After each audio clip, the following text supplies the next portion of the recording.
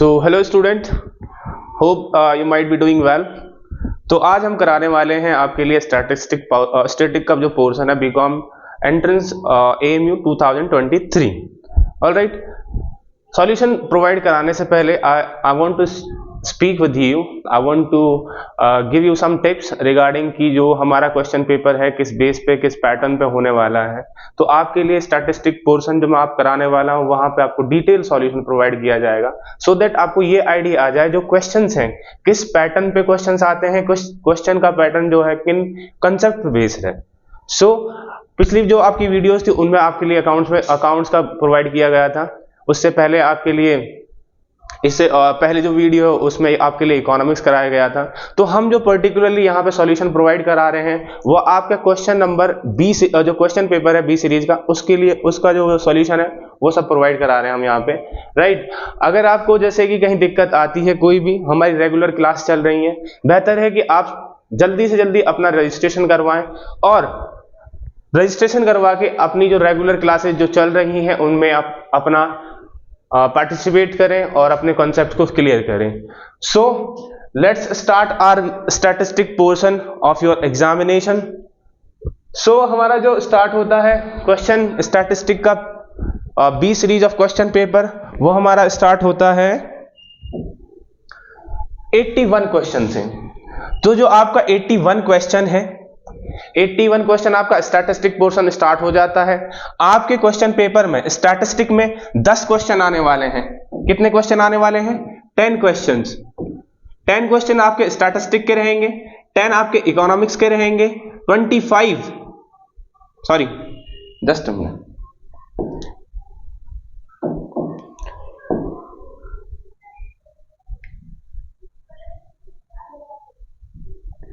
Yes, तो 10 आपके statistic portion के रहने वाले हैं और 10 आपके इकोनॉमिक्स के रहने वाले हैं।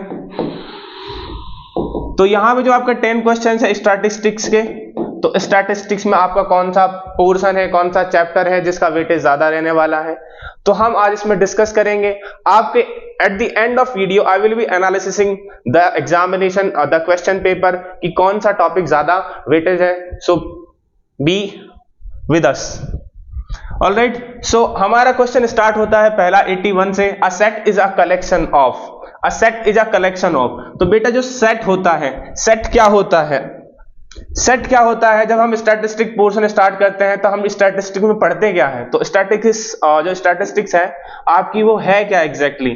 तो हम स्टैटिस्टिक्स में जो हम पढ़ते हैं नंबर्स को पढ़ते हैं, डेटा को पढ़ते हैं। जो हमारे पास डेटा है उसको अरेंज करते हैं एक फॉर्मेट में, एक पर्टिकुलर फॉर्मेट में सेट होता है वो डेटा। फिर उसके बेसिस पे हम अपनी एनालिसिस लगाते हैं।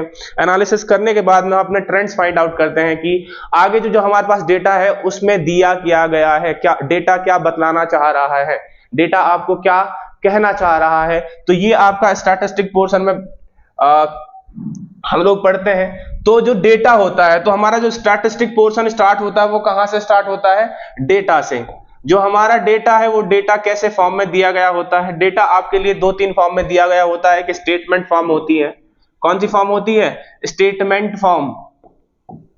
एक आपकी टेबल फॉर्म होती है, टेबल फॉर्म, और एक आपकी होती है रोस्टर फॉर्म। इन सब फॉर्म्स में क्या है? आपको डेटा दिया जाता है। तो रोस्टर फॉर्म कौन सी होती है? आपने देखा होगा यहां जो ब्रैकेट्स में डेटा बंद किया जाता है 1 2 3 4 5 इस तरह से। तो ये जो फॉर्म है ये क्या है? रोस्टर फॉर्म है। टेबुलर फॉर्म में क्या है? टेबुलर फॉर्म में आपके लिए टेबल दिया गया होगा, उससे रिगार्डिंग डेटा दिया गया होगा। जैसे 2 3 यहाँ पे एक्स मान लेते हैं, यहाँ फ्रीक्वेंसी मान लेते हैं, इसका 5, इस तरह से। जो आपका स्टेटमेंट डेटा होता है वहां पे आपकी जो इंफॉर्मेशन है वो किस तरह से दी गई होती है? स्टेटमेंट फॉर्म में। Like there are 72 boys and 38 girls. ये भी क्या है? डेटा है। यहाँ पे डेटा, ये जो स्टेटमेंट है क्या बता रहा है? यहाँ पे ये बता रहा है कि 72 बॉयज हैं, देन 38 गर्ल्स हैं।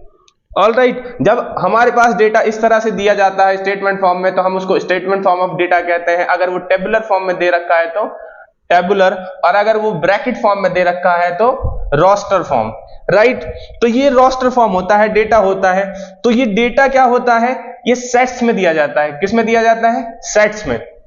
ये जो डेटा है किस में दिया जाता है? सेट्स में। There are different types of sets, types of sets, जैसे कि एम्प्टी सेट। कौन सा सेट है? एम्प्टी है, सिंगलटन है, इक्वल सेट है, इक्विवेलेंट है। देखो बेटा, इक्वल, इक्विवेलेंट, इक्विवेलेंट सेट, ठीक है। देखो यहां पे और भी आपके नल सेट्स दिए गए होते हैं, ठीक है। ये सेट्स हैं। सेट्स क्या होता है कि एक वेल डिफाइंड ऑब्जेक्ट होता है। यहां पे जो डेटा है आपका क्या होता है कि वेल डिफाइंड होता है, एक प्रॉपर फॉर्मेट में होता है। क्या होता है? प्रॉपर फॉर्मेट में होता है। सो जो आपका आंसर होने वाला है 81 का, वो आपका क्या होने वाला है? All well defined object. क्यों? क्योंकि जो बेटा यहां पे जो सेट, ये जो आपका फॉर्म ऑफ डेटा दिया गया है, फॉर्म ऑफ डेटा दिया गया है, जो इसके अंदर ये जो है, इसे हम क्या कहते हैं? एलिमेंट कहते हैं। क्या कहते हैं? एलिमेंट कहते हैं। इन एलिमेंट्स को हम क्या करते हैं? सिस्टमेटिक या अरेंज्ड फॉर्म में होते हैं, एक वेल डिफाइंड फॉर्म में होते हैं, अरेंज्ड फॉर्म में होते हैं, arrange slash well defined, well defined form, जिसे हम कहते हैं सेट। क्या कहते हैं? सेट्स। अब ये सेट्स भी कई तरीके के होते हैं। एम्प्टी सेट, जैसे कि सेट बिल्कुल खाली है, इसको हम क्या कहेंगे? एम्प्टी सेट कहेंगे। क्या कहेंगे? Empty set. हमारे पास सिंगलटन, जब इसमें इसमें एक आइटम होगा, क्या होगा? एक आइटम होगा, या हमारे पास में एलिमेंट होगा, आइटम या एलिमेंट, तो उसको हम क्या कहेंगे? Empty set. और सिंगलटन सेट कहेंगे। और इक्वल सेट क्या होता है? जैसे कि दो सेट्स दे रखे हैं। क्या दे रखे हैं? मैं आपको यहां से थोड़ा सा मिटा देता हूं इसको। जब हमारे पास में एलिमेंट दे रखे हैं, दो सेट्स दे रखे हैं और उसमें एलिमेंट दे रखे हैं। क्या दे रखे हैं? दो सेट हैं। यहां पे मैं मान लेता हूं ए और यहां पे बी, ये सेट दे रखे हैं और इसके अंदर आपको दे रखी है 0 2 3 4। यहां पे दूसरा एलिमेंट दे रखा है 3 4 0 2। यहां पे देखो आप बेटा, जो यहां पे आइटम्स हैं 0 2 3 4 3 4 0 2, तो ये आइटम्स हैं या एलिमेंट्स हैं? एलिमेंट्स क्या हैं? Elements are same. एलिमेंट्स क्या है? सेम है। जब सेम होता है दो सेट्स के एलिमेंट, तो उसे हम क्या कहते हैं? Equal set. क्या कहते हैं? Equal set. अगर जैसे कि यहां पे एलिमेंट कितने हैं, नंबर ऑफ एलिमेंट्स कितने हैं इसमें? 4, और इधर भी कितने हैं? 4, तो हम ये क्या है, ये जो ए और बी है, ये ए और बी इक्वल है और इक्विवेलेंट है, इक्विवेलेंट भी है। अब यहां पे नेसेसरी क्या होती है? इक्विवेलेंट और इक्वल में दोनों में डिफरेंशिएशन, डिफरेंस क्या होता है? ये डिफरेंस क्या होता है? यहां पे जो इक्वल होता है इसमें सेम नंबर ऑफ आइटम्स होते हैं, same number of item as well as same element. क्या होते हैं? एलिमेंट सेम है और नंबर ऑफ एलिमेंट्स भी क्या है? सेम है। तो उसको हम कहते हैं इक्वल सेट, जहां ओनली एलिमेंट्स क्या होंगे? एलिमेंट्स, जो नंबर ऑफ एलिमेंट्स है, only number of elements are same. जहां सेम नंबर जितना एलिमेंट्स का सेम है, उसको हम क्या कहेंगे? इक्विवेलेंट। इक्विवेलेंट। जैसे कि एग्जांपल दे दूं मैं, यहां पे ए मैंने यहां मान लेता हूं, बी यहां मान लेता हूं, बी में यहां मान लेता हूं। बी में मेरे पास होते हैं 0 1 2 5, और यहां पे मैं मान लेता हूं 2 4 8 7। तो यहां पे नंबर ऑफ एलिमेंट्स कितने हैं? 4। यहां पे भी कितने हैं? 4। तो ये जो सेट है ए और बी, ये क्या उनका सेट है? इक्विवेलेंट। ऑलराइट, इतना आपके लिए डिटेल सॉल्यूशन प्रोवाइड किया जाएगा और भी आपके डिटेल में पढ़ाया जाएगा। तो आप यहां से क्वेश्चन पे पता लगा सकते हैं थोड़ा बहुत कि जो आपका क्वेश्चन पेपर है, कुछ क्वेश्चंस क्या हैं? सेट्स के ऊपर हैं, कुछ प्रोबेबिलिटी के ऊपर हैं, कुछ फॉर्मूला बेस्ड क्वेश्चंस हैं, राइट। तो आप अपना दूसरा, अपने जो इसमें अदर ऑप्शंस हैं लाइक ऑल ऑब्जेक्ट, सारे ऑब्जेक्ट्स होते हैं लेकिन वेल डिफाइंड फॉर्म में होते हैं। डिफरेंट ऑब्जेक्ट ये भी होते हैं। जो आपका सबसे अच्छा आंसर होने वाला है वो आपका क्या है? Well defined objects. ठीक है, तो आगे चलते हैं हम नेक्स्ट क्वेश्चन पे। इसके लिए आपको अगर यहां से समझ में नहीं आता है तो you can have this slide. यहां पे क्या है? A set is a collection of distinct well-defined objects. The means that each element in a set must be clear and unambiguous. And there should be no repetition of element within the set. क्या होता है, set में कोई repetition नहीं होना चाहिए। अगर set में रिपीटेशन है तो यहां कोई एलिमेंट में, यहां पे कोई सेट है, वहां पर रिपीटेशन है, तो वो सेट नहीं कहलाया जाएगा। ऑलराइट, सो आपका नेक्स्ट क्वेश्चन है, one of the method to find out mode. One of the method to find out the mode. बेटा मीन, मोड, मीडियन क्या है? मीन, मोड, मीडियन, ये क्या होते हैं? मीन और आपका क्या होता है? मोड और आपकी मीडियन। ये क्या है बेटा? Central tendency. क्या है? Measures of central tendency. क्या है? Measures of central tendency. अब बेटा इनके फॉर्मूलेज भी अलग अलग होते हैं। मीन को फाइंड आउट करने के लिए अलग फॉर्मूला है, मोड के अलग है, मीडियन के अलग है। लाइक मीडियन के लिए सबसे पहले हम क्या करते हैं? ऑड इवन देखते हैं। अलग अलग सीरीज, हमने सीरीज भी पढ़ी है। सीरीज कितनी तरह की होती है? 3 तरह की सीरीज होती है, इंडिविजुअल होती है और डिस्क्रीट होती है, और डिस्क्रीट देन कंटिन्यूअस होती है। अब बेटा इनमें जो इन जो अलग अलग सीरीज है, इनके अलग अलग सीरीज के हिसाब से फॉर्मूला भी क्या हो जाता है? डिफरेंट होने लगता है। लाइक मैं यहाँ पे सीरीज मैंने इंडिविजुअल ले ली, अगर मैं मीन का फॉर्मूला लगाता हूं तो मीन में मेरा क्या हो जाएगा? Sum of observation, sum of observation और total number of observation, total observation, इस तरह से है ना। अगर फिर मैं डिस्क्रीट सीरीज में लगाऊंगा तो क्या होगा? Sigma f x upon n. F x क्या है बेटा? फ्रीक्वेंसी मल्टीप्लाई बाय जो सेट दे रखा है आपके पास एक्स। यहां पे कंटिन्यूअस सीरीज में अगर मैं सिंपल फॉर्मूला, ये क्या है? डायरेक्ट फॉर्मूलाज है, इसका फॉर्मूला क्या हो जाएगा? Sigma f m upon n. यहां पे एन क्या है? Sum of frequency. यहां पे एफ एम क्या है? Mid value multiply by frequency. तब उसका सम लेना है, सम को डिवाइड कर देना है टोटल नंबर ऑफ फ्रीक्वेंसी से। तो ये क्या है? अलग अलग फॉर्मूलाज हैं किसके? मीन के। तो ऐसे क्या है कि मोड का फॉर्मूला है, मीडियन का फॉर्मूला है। लाइक यहां पे एक और दूसरा फॉर्मूला होता है जब हमारी जो डिस्ट्रीब्यूशन है वो क्या होती है? यूनिमोडल होती है। क्या होती है? यूनिमोडल हमारी डिस्ट्रीब्यूशन होती है। तो तब हमारे पास फॉर्मूला क्या होता है मोड का?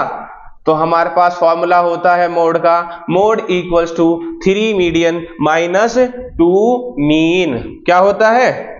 3 मीडियन माइनस 2 मीन। बेटा इस चीज को आप रट लीजिएगा, ये आपका मोस्ट इंपॉर्टेंट क्वेश्चन है। बहुत सी बार पूछते हैं इसको, आपके लिए बहुत सारे एग्जाम्स में ये आपको पूछा जाता है। जैसे कि आपके हायर जो भी एग्जामिनेशन होते हैं, आपका जो इकोनॉमिक्स या स्टैट्स रिलेटेड होते हैं, ये आपका क्वेश्चन पूछ लिया जाता है, राइट। तो ये आपका मोड का है। मोड का एक और फॉर्मूला होता है ऑब्जर्वेशन मेथड, ये आपने पढ़ा है। मोड का मतलब होता है क्या है बेटा? मोड का मतलब ये होता है, यहां पे मोड का मतलब क्या होता है? जो हाईएस्ट अकरेंस है, हाईएस्ट अकरेंस ऑफ फ्रीक्वेंसी, जो सबसे ज्यादा बार उस डेटा में दिखा है, उसको हम क्या कहते हैं? मोड कहते हैं। तो मोड का एक वो फॉर्मूला है कि उसे हम क्या कहते हैं? By observation method. ये कौन सा मेथड होता है? बाय ऑब्जर्वेशन मेथड, ठीक है। अगर यूनिमोडल डिस्ट्रीब्यूशन है तो आपका फॉर्मूला एप्लीकेबल कौन सा होगा? Mode equals to 3 median minus 2 mean. Okay बेटा, okay. So forwarding to the next question, यहां पे आपके लिए फॉर्मूला भी दिया गया है। ये आपका मेथड अप्रोक्सीमेटिंग है, ठीक है। यूनिमोडल डिस्ट्रीब्यूशन में known as empirical relationship between mean mode median, mean mode median. तो ये आपका एम्पिरिकल रिलेशनशिप होता है जिसमें मोड इक्वल टू क्या होता है? 3 मीडियन माइनस 2 मीन। सो नेक्स्ट क्वेश्चन। तो क्वेश्चन स्टार्ट करने से पहले यहां पे आपको क्वेश्चन पढ़ना पड़ेगा, क्वेश्चन को समझना पड़ेगा। क्या है? Sum of square of a deviation minimum where when it is taken from. जब आपको कोई डेविएशन लेना है, क्या लेना है? डेविएशन लेना है। कोई भी आपके पास में डेटा दिया गया है x 2 3 4 9 11, तो ये आपके पास में कोई डेटा है। अगर इस डेटा में से डेविएशन लेना है, डिफरेंस लेना है, इन सब के, इन जो यहाँ पे जितने भी आइटम्स दे रखे हैं, एलिमेंट्स दे रखे हैं, इन आइटम्स का डेविएशन लेना है, तो सबसे मिनिमम कौन से केस में होगा? अगर मैं डेविएशन लेता हूं, अगर मैं डेविएशन लेता हूं मीन से, तो क्या सबसे कम रहेगा? मीडियन से। क्या सबसे कम रहेगा? मोड से। क्या इससे कम रहेगा? ऑलराइट, तो आपको पता करना है कि सबसे कम डेविएशन कौन से सेंट्रल मेजर सब सेंट्रल टेंडेंसी लिया जाए, जो डेविएशन हो वो सबसे कम हो। तो बेटा आपको पता है जो मीन होता है ये सबसे बेस्ट होता है, बेस्ट एवरेज होता है। क्यों इनसे बेस्ट एवरेज क्यों होता है? क्योंकि जो मीडियन होता है, मीडियन क्या करता है? शोज द मिडिल वैल्यू करता है। लेकिन जो एवरेज है, एवरेज क्या होता है? सबको डिनोट करता है, बेस्ड ऑन ऑल ऑब्जर्वेशन होता है। मीन क्या होता है? बेस्ड ऑन ऑल ऑब्जर्वेशन होता है, बेस्ड ऑन ऑल ऑब्जर्वेशन। बेटा इससे ये भी क्वेश्चन बन सकता है, कौन सा measure of central tendency based on all observation होता है? उसे हम कहते हैं मीन। तो आप इनके क्या है कि जो फीचर्स हैं उसको भी आप देख लीजिएगा, क्योंकि उनके बेसिस पे भी क्वेश्चंस बनते हैं। ठीक है, तो मोड है, मोड को मैंने अभी आपको बताया कि हाईएस्ट अकरेंसी है, जो सबसे ज्यादा अकर होगा उसको हम मोड कहेंगे। अगर हम उनसे डेविएशन लेते हैं तो मिनिमम नहीं आएगा, मीडियन से लोगे तो भी नहीं आएगा, अगर आप मीन से लोगे तो आपका जो डेविएशन है sum of square of a deviation, इसका sum of square of deviation मतलब क्या होता है? x माइनस एक्स बार का स्क्वायर। अगर हम ये लेते हैं तो सबसे कम कब होगा? जब हम मीन से लेंगे। अगर आप लोगे x माइनस एम से तो ये स्क्वायर जो होगा ज्यादा आएगा, x माइनस जेड मतलब मोड से लोगे तो ये ज्यादा रहेगा। सबसे कम कब रहेगा? जब हम मीन से लेंगे। Okay, understood. अगर अभी भी कोई भी प्रॉब्लम है सो आप अपना कमेंट डाल सकते हैं, आपको वहां पे बता दिया जाएगा। सो ये आपके लिए सॉल्यूशन दिया गया है। Next question, which of the following is not a mathematical average? Mathematical average कौन सा नहीं है? Arithmetic mean, mode, geometric mean, harmonic mean. बेटा मोड अभी मैंने आपको बता दिया। मोड क्या है? पोजिशनल वैल्यू दिखाता है, सेंट्रल टेंडेंसी है, मेजर्स ऑफ सेंट्रल टेंडेंसी है एक, मीन भी मेजर्स ऑफ सेंट्रल टेंडेंसी है, लेकिन ये क्या है? पोजिशनल है। क्या है? पोजीशन दिखाते हैं, जो सबसे ज्यादा बार आ रहा है उसे। ठीक है, जैसे कि मीडियन हो गया। लाइक यहां पे पूछा भी यही गया है कि नॉट द मैथमेटिकल एवरेज। बेटा ये भी एवरेज दिखाता है, ज्योमेट्रिक मीन भी एवरेज दिखाता है, हार्मोनिक मीन भी एवरेज दिखाता है। ज्योमेट्रिक मीन क्या होता है? हार्मोनिक मीन क्या होता है? देखो बेटा ये क्या होता है? आपका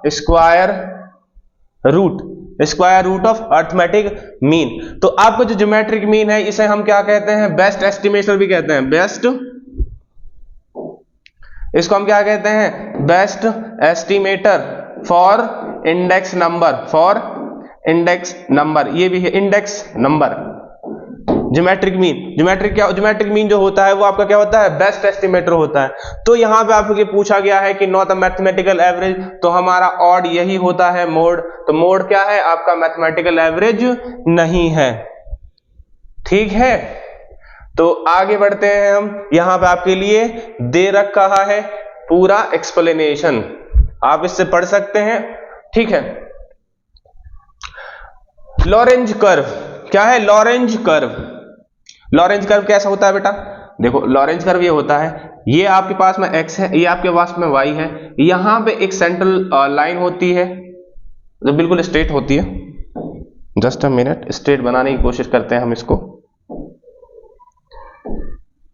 ये स्ट्रेट होती है। ठीक, अब यहां पे लॉरेंज कर्व डिपिक्ट क्या करता है? लॉरेंज कर्व डिपिक्ट करता है बेसिकली इनइक्वालिटी डिफरेंस करता है। क्या करता है? Lorentz curve shows the inequality of wealth में इनइक्वालिटी क्या है? क्योंकि ये जो बीच की लाइन होती है ये क्या होती है? सेंट्रल लाइन होती है जो इक्वल होती है। अगर आपका डेटा यहां से इस तरफ जाता है या फिर जितना इसके पास होगा उतनी ही कम इनइक्वालिटी होगी। अगर जितना ज्यादा रहेगा उतनी ही ज्यादा इनइक्वालिटी होगी। तो इनइक्वालिटी होगी।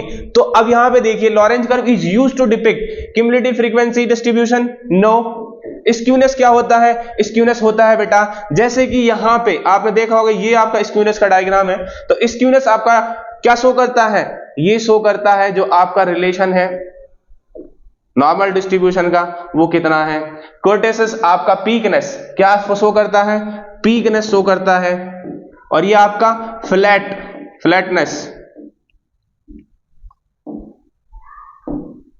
पीकनेस शो करता है। और डिस्पर्सन आपका क्या होता है? डिस्पर्सन शो करेगा आपका कि जो आपका डेटा है वो कितना डेविएट होता है,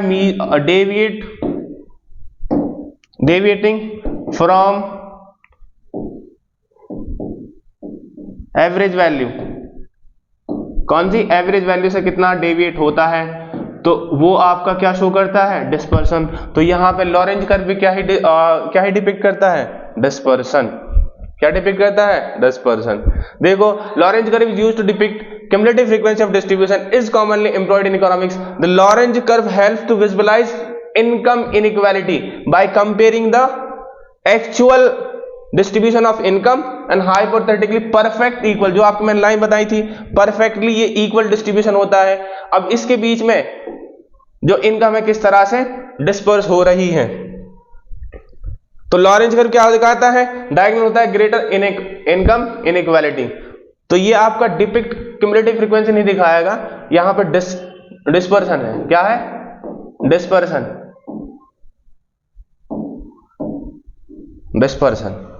alright. So next question 86 question क्या कहता है आपका? Formula for standard error of a correlation is. Correlation का फॉर्मूला क्या है? Standard error of correlation. तो आपका जो इसका फॉर्मूला होता है 1 minus r square under root n. 1 minus r square under root n. R square क्या होता है? ये आपका कोफिशिएंट ऑफ कोरिलेशन होता है। तो आर स्क्वायर क्या है? डिटर्मिनेशन।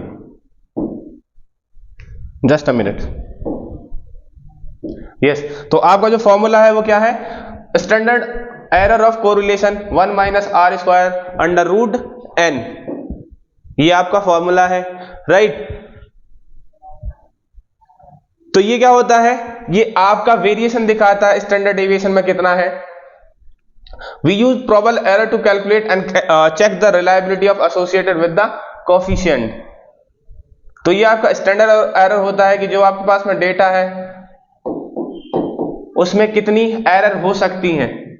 जो आपका स्टैंडर्ड डेविएशन होता है वो क्या डिपिक्ट करता है कि the value of data that is representing whole data, right. तो उस डेटा में कितनी एरर हो सकती है। जो हमने सैंपल कलेक्ट किया है, सैंपल कलेक्ट करते हैं तो जरूरी नहीं है कि वो 100% हमारा श्योर हो, पूरा जो हमारे पास पॉपुलेशन है उसको डिफाइन करें। So there might be a error in that particular data collection. So next question हमारा क्या है? Probability range. जो आपकी प्रोबेबिलिटी रेंज होती है उसकी रेंज कितनी होती है? लाइक आप जब प्रोबेबिलिटी निकालते हो, यहां पे जैसे मैं मानता हूं कि मेरे पास में एक सिक्का है, कॉइन है, ठीक है। अब कॉइन में क्या हो सकता है? हेड आ सकता है या टेल आ सकता है। अब इनकी प्रोबेबिलिटी क्या होती है? देखो, एक तरफ सिक्के में हेड होता है, एक तरफ आपका क्या होता है? टेल होता है। तो प्रोबेबिलिटी क्या है? 1/2 कि भाई यहां पे क्या है? हेड क्या है? हेड की भी 1 है और टेल की भी क्या है? 1 है। तो हमारा प्रोबेबिलिटी का फॉर्मूला क्या होता है कि अकरेंस का उसकी जो प्रोबेबिलिटी है वो कितनी है? टोटल नंबर कितना है, कितनी बार, और जो उसमें टोटल नंबर ऑफ ऑब्जर्वेशन कितनी है? 2 है। तो ऐसे ही क्या होता है कि जब हम इसको डिवाइड करेंगे तो हमारे पास क्या आएगा? 0.5। क्या आएगा? 0.5। तो 0.5 क्या है? The probability of having head या टेल। तो जो ये रेंज है, ये रेंज आपकी कहां से कहां तक हो सकती है? 0 से लेके 1 तक। इससे ज्यादा आपकी ये प्रोबेबिलिटी बाहर नहीं जा सकती। तो आपकी जो रेंज है वो कितनी होने वाली है? 0 to p might be, it can vary 0 to 1। तो यहां पे जो आपकी रेंज है वो आपकी यहां हो सकती है। आपको ये आंसर क्यों नहीं है? Because there is no equal to sign. Probability 0 हो सकती है, प्रोबेबिलिटी 0 हो सकती है यहां पे। या तो यहां पे क्या कर रहा है, यहां पे अगर मैं इसको देखता हूं तो इसका मतलब ये है कि प्रोबेबिलिटी 0 से ही ज्यादा होगी, प्रोबेबिलिटी 0 से ज्यादा होगी। लेकिन अगर मैं यहां पे देखता हूं, यहां पे ये कह रहा है कि प्रोबेबिलिटी 0 भी हो सकती है। सो दैट्स व्हाई ये आंसर नहीं है। सेम यहां पे ये भी नहीं है, ये भी नहीं है। सो आपका आंसर क्या है? 0 to 1। Next question, theoretically the best average in the construction of index number। तो आपके पास में इंडेक्स नंबर को कंस्ट्रक्ट करने के लिए सबसे जो बेस्ट एवरेज होता है वो कौन सा होता है? अभी कुछ देर पहले मैंने आपको यही चीज बताई थी कि जो मैथमेटिकल एवरेज है, देयर आर 3 मैथमेटिकल एवरेज। एक आपका अर्थमेटिक मीन होता है, एक आपका ज्योमेट्रिक मीन होता है और एक आपका हार्मोनिक मीन होता है। तो इन सब एवरेज में सबसे बेस्ट एवरेज कौन सा होता है? Geometric mean. ज्योमेट्रिक मीन क्यों होता है? क्योंकि जो ज्योमेट्रिक मीन होता है वो आपका सारे relative magnitudes of the values are consider and the sensitive to extreme value compare to the arithmetic mean. क्योंकि अर्थमेटिक मीन क्या होता है कि ये बहुत सी बार आपकी जो एक्सट्रीम, बिकॉज इसकी एक लिमिटेशन होती है arithmetic mean, affected by extreme values, affected by extreme values. तो इसलिए आपका अर्थमेटिक मीन क्या है? बेस्ट नहीं है। ज्योमेट्रिक मीन क्या करता है? इन सबको भी कंसीडर करता है। दैट्स व्हाई जो आपका ज्योमेट्रिक मीन है वो सबसे बेस्ट मैथमेटिकल एवरेज है for the construction of index number. तो आपका नेक्स्ट क्वेश्चन, यस, देखो अब यहां पर हम देख रहे हैं कि जो हम अभी तक हम 8 क्वेश्चन कर चुके हैं। 8 क्वेश्चन में से क्वेश्चन प्रोबेबिलिटी पे है, सेट्स का भी प्रोबेबिलिटी से रिलेटेड है। देन हमारे पास में आपका जो क्वेश्चन है इंडेक्स नंबर, लास्ट वाला अपना इंडेक्स नंबर क्वेश्चन किया है, फिर लॉरेंज कर्व का किया है, उससे पहले डिस्पर्सन का किया है। तो जहां तक मोटा मोटा है कि आपका index number is most important, उससे पहले आपका प्रोबेबिलिटी इंपॉर्टेंट है और आपके मेजर्स ऑफ सेंट्रल टेंडेंसी जिसमें मोड, मीडियन एंड मीन, इनके बेसिस पे आपका फॉर्मूला बेसिस क्वेश्चन और फॉर्मूले की अंडरस्टैंडिंग। तो करते हैं अपना 89वां क्वेश्चन स्टैट्स का। आपकी ये सीरीज, आपकी बीकॉम का जो सीरीज है ये सीरीज बी है, ये याद रखना, सीरीज बी। तो a good index number is one that satisfies. अब बेटा देखो क्या है कि इंडेक्स नंबर, फिर ये सेकंड नेक्स्ट क्वेश्चन भी आपका इंडेक्स नंबर से है। Time reversal test, circular test, factor reversal, all the test above. बेटा टाइम रिवर्सल क्या होता है? P01 मल्टीप्लाई बाय P10, कि अगर हम बेस और करंट को मल्टीप्लाई करें या करंट या बेस को मल्टीप्लाई करें, वो आपका क्या है? टाइम रिवर्सल टेस्ट है। ऐसे फैक्टर रिवर्सल टेस्ट है, आपको Q को P कर दो, P को Q कर दो। Then there is a circular test. So ऐसा कौन सा इंडेक्स नंबर है जो सबसे बेस्ट गुड, जो बेस्ट इंडेक्स नंबर होने वाला है? सब अगर जैसे हम मापते हैं, देयर आर, देखो लास्ट चेप इंडेक्स नंबर, हमारे पास इंडेक्स नंबर होते हैं, पढ़े हैं हमने इंडेक्स नंबर। एक आपका होता है लास्ट चे,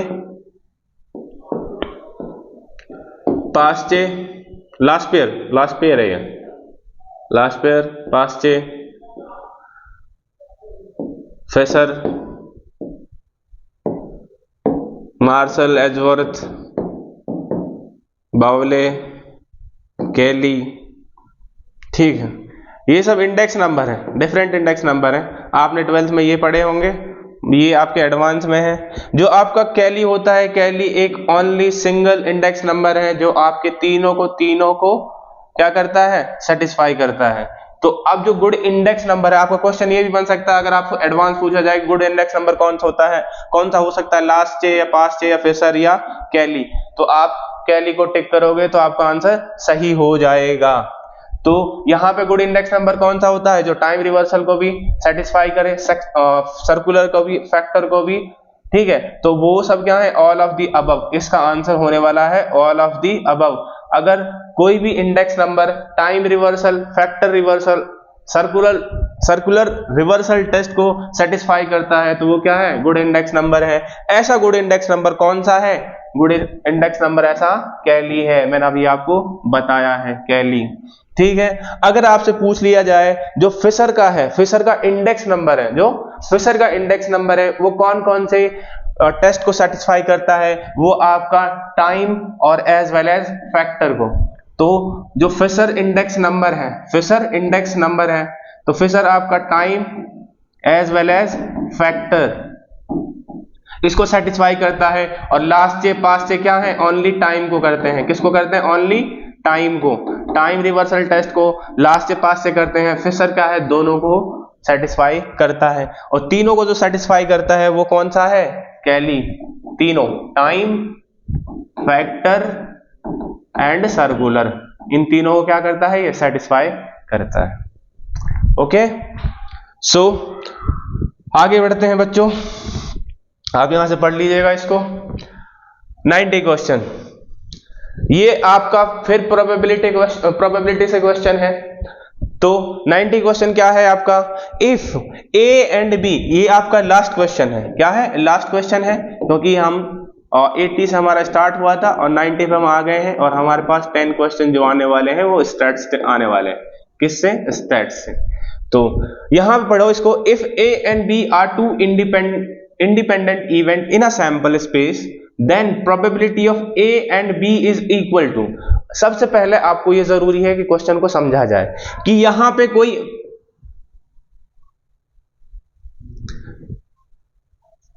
पे आपको कोई दे रखा है, यहां पे सेट है A और B, A और B ये सेट है, ठीक है। यहां पे सेट में क्या है, यहां पे मैं कॉइन को टॉस कर रहा हूं और यहां पे मैं डाइस को रोल कर रहा हूं। अब देखो, अब कॉइन और डाइस दोनों क्या डिपेंडेंट है, नहीं, इंडिपेंडेंट है। अगर कॉइन को टॉस करते हैं, यहां हेड आता है या टेल आता है, इसका मतलब ये नहीं है कि डाइस को मैं रोल करूंगा तो इससे ये हेड या टेल पे कोई इंपैक्ट पड़ेगा, राइट। तो ऐसे दो सेट्स जो इंडिपेंडेंट है, जो एक दूसरे पर निर्भर नहीं करते हैं, तो उनकी जो प्रोबेबिलिटी है वो क्या होने वाली है, इसका मतलब ये है। तो उसका मतलब probability of A intersection probability of B, probability of A intersection probability of B, इसका मतलब ये होता है अगर वो इंडिपेंडेंट है, क्या है, इंडिपेंडेंट है, तो मेरे पास जो इसका आंसर प्रोबेबिलिटी इंडिपेंडेंट है, तो जो आपकी प्रोबेबिलिटी होगी, probability of A multiply by probability of B. तो ये केस कौन सा है, जब आपका इंडिपेंडेंट सेट्स है या टू इंडिपेंडेंट इवेंट है। यहां पर दो इवेंट है, यहां पर मैं एक को कॉइन को टॉस कर रहा हूं, दूसरा डाइस को टॉस कर रहा हूं, ठीक है।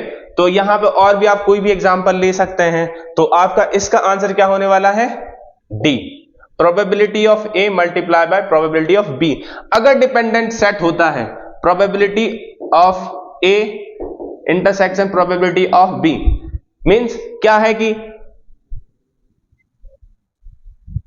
हाँ, तो अगर ये डिपेंडेंट है, क्या है, डिपेंडेंट इवेंट है, डिपेंडेंट इवेंट है, तो उस केस में आपकी प्रोबेबिलिटी क्या होने वाली है, probability of A union B probability of B. Okay, so यहां पे आपके ये आपका सॉल्यूशन है इस क्वेश्चन का, आप यहां से पढ़ सकते हैं इसको, ठीक है। अब बात आती है कि जो आपका क्वेश्चन पेपर है, मैंने 10 के 10 क्वेश्चन आपको सॉल्व करवा दिए हैं। तो यहां पे जो क्वेश्चन का वेटेज है, जो 2023 में पूछा गया है, वो आपका प्रोबेबिलिटी से है, इंडेक्स नंबर से है, और आपका मेजर्स ऑफ सेंट्रल टेंडेंसी से। 3-4 पार्ट है। तो आपको जो फोकस करना है, मेन टॉपिक्स हैं, वो कौन से हैं, आपको जो आपको 8 या 9, 10 क्वेश्चन होने वाले हैं, इंपॉर्टेंट जो टॉपिक्स हैं। अगर मैं पिछले प्रीवियस ईयर्स की बात करूं तो वहां पे वही है, measures of central tendency. Measures of central tendency में, मेजर्स ऑफ सेंट्रल टेंडेंसी, इसमें जो मेजर्स हैं सेंट्रल टेंडेंसी, इनके फीचर्स है, इनके बेसिस पे क्वेश्चंस है, फॉर्मूला बेसिस क्वेश्चंस है, लाइक मीन के फीचर्स बेसिस हैं, मोड के फॉर्मूला है, मीन का फॉर्मूला, मीडियन का फॉर्मूला है। तो फॉर्मूला बेसिस पे क्वेश्चन और फीचर्स बेसिस पे क्वेश्चन।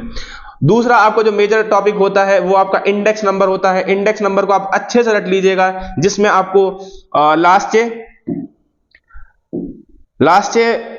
पेयर, पास्ट चे और फिशर तीनों का फॉर्मूला है और टेस्ट है। मैं वो आपको भी सभी समझा दिया हूं कि factor reversal, circular reversal and time reversal, ये तीनों हैं।